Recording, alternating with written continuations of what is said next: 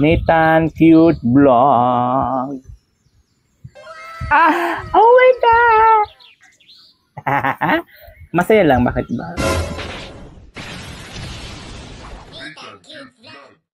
Hello, magandang araw po sa ating lahat. Nandito ang inyong lingkod, Disney Nathan Cute Vlog. And for today's video, nandito tayo ngayon sa aking munting kubo. At kagaling nga lang po dun sa bayanihan, sa bahay ni Papa Franz. At pagdating ko, may naghihintay sa akin na surprise. Yes, dahil dito mag-unboxing tayo nitong aking YouTube silver button. No? So finally, dumating na rin. So bubuksan natin. I'm so excited. Bubuksan natin ng bonggang-bongga guys. Itong kanilang silver button. No? Yeah. Ano kayang laman na ito? Ano kaya itsura? Nakaka-excite lang kahit papano. Ibig sabihin, legit na tayo na YouTuber. Legit na tayo na content creator kasi mayroon na tayo na ito. So, ayan, bubuksan na natin. Ano po? Tereng, tereng! Titignan na. Tignan. Tignan. Wow. Ayan na. Ano ito nakasulat dito? Ay, may perma pa talaga. May calling card pa. Congratulations on your subscribers, Melingstone. Oh. Ito na. Mayroon pa silang little dito, oh. YouTube CEO. Ang galing, no? Nel Muhan. Ayan, no? Mayroon pa silang pa ganun. No? Englishman. Meron pa basahan English.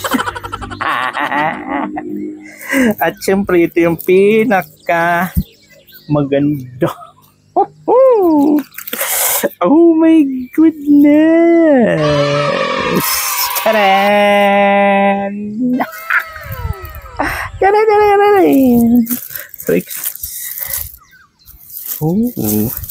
Ito pala yun. Ito pala siya. Ang galing, ano? So excited lang. Super happy lang talaga ako at nagkaroon tayo nito. Wow. Wow. Legit na talaga tayo na YouTuber. Wow. Nathan Cute Vlog.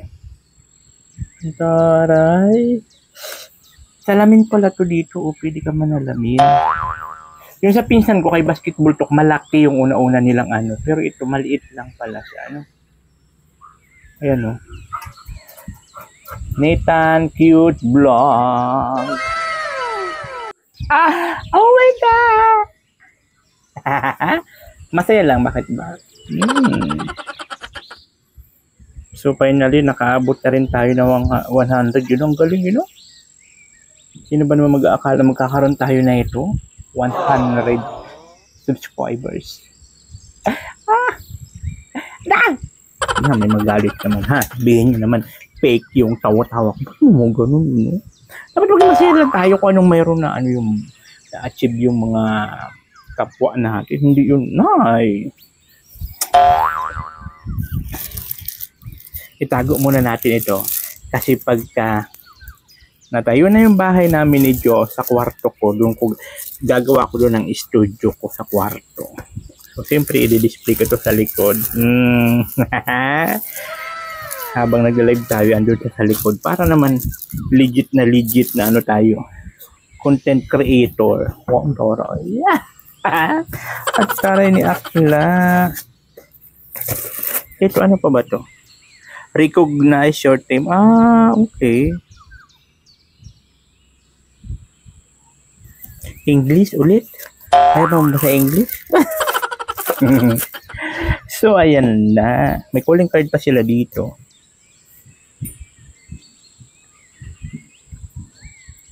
na. Dito na lang, tago na lang natin to dito. At itong kanilang, ano ba to?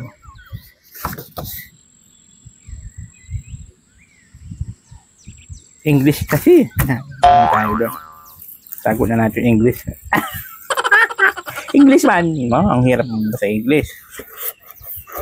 Yan, ang pinakamahalaga doon.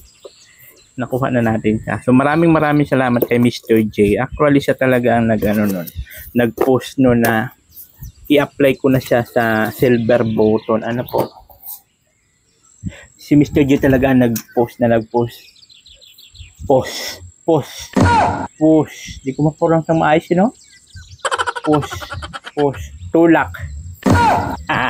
Siya talaga nagtulak na i-apply na. So sabi ko, di man ako marunong, hindi siya nag-apply.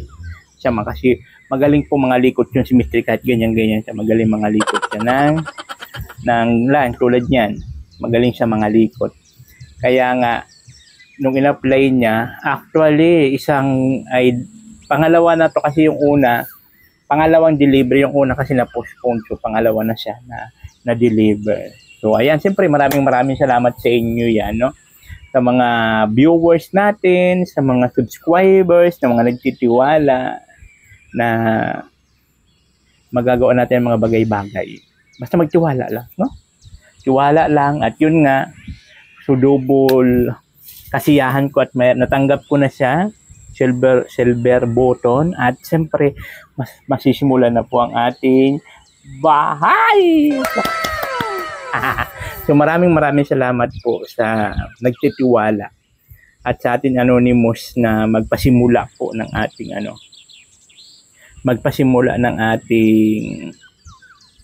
bahay, no? Si Madam Angel.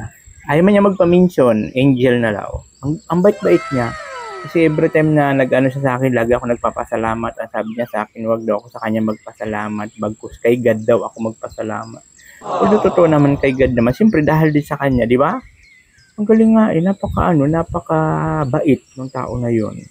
So ayaw niya magpa-mention, edi ayusan na lang natin siya na Angel.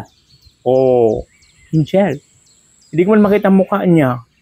Hindi ko makita mukha ni Ma'am Angel. Tapos, kasi nakalakman yung Facebook niya. Hindi ko siya makita ang katauhan ni Ma'am Angel. Pero ganun pa man, thank you so much po.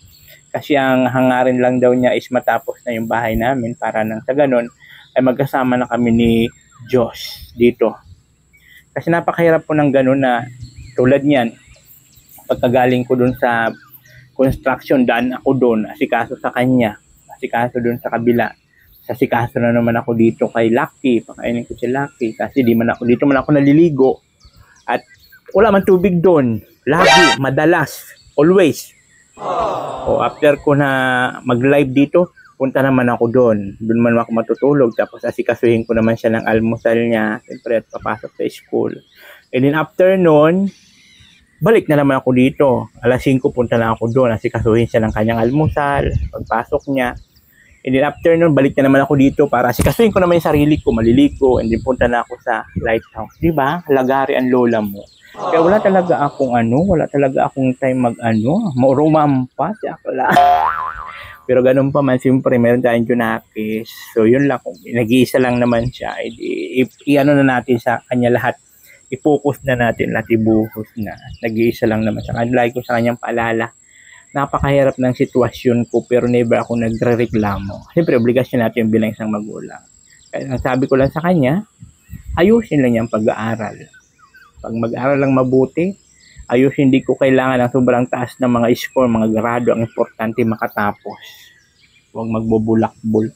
Mag-focus sa pag-aaral. Ganun lang naman, yun lang hinihiling ko sa kanya. So, yun po yung reason ni Ma'am Angel na willing ako na tulungan at tawag nito, alalayan sa pagpagawa ng ating bahay, ang aming mansyon ni Diyos. So maraming salamat po. So sana matapos tuloy-tuloy. Kaya nga hindi ko po talaga siya pwede kay Kuya Bal na, Kuya Bal, ako naman bayanihan. Yung ganun ba? Kasi masyadong magagastusan po ako. Kasi hindi naman po ganun kalakihan talaga ang pera natin. Yung pang paano nga lang yan, layout, yung ganun-ganon. Tapos pag mayroon ulit, banat ka naman. Pag mayroon ulit, banat ka. Wala naman po talaga akong malaking pera para matapos agad-agad yan. Paunti-unti lang.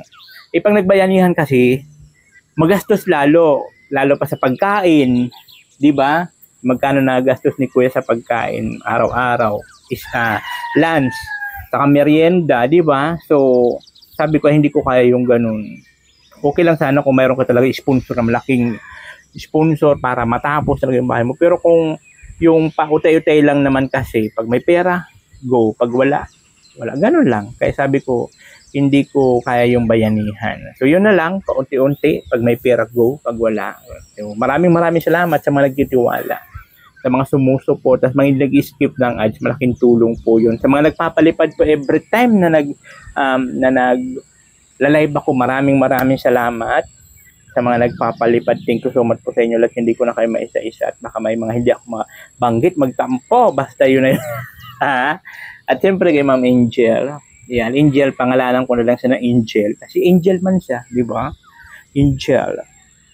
Na talagang tumutulong po para maisakatuparan po yung ating bahay na masimulan na. So ayan po, maraming salamat and God bless you all. Babush! Oh, nothing cute vlog, ikaw ang